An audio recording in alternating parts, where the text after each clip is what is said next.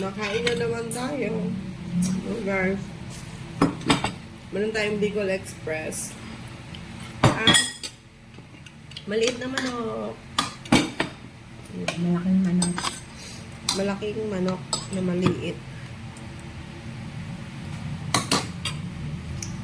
Lutong ulam.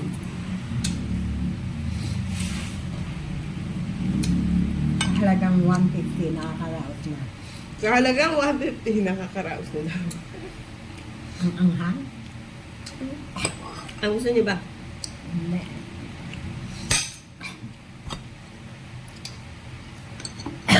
Utang. Ah, pinag-narinig sa ating video.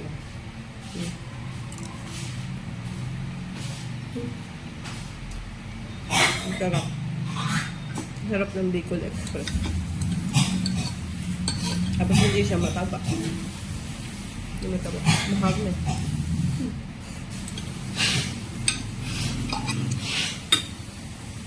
Ang sarap.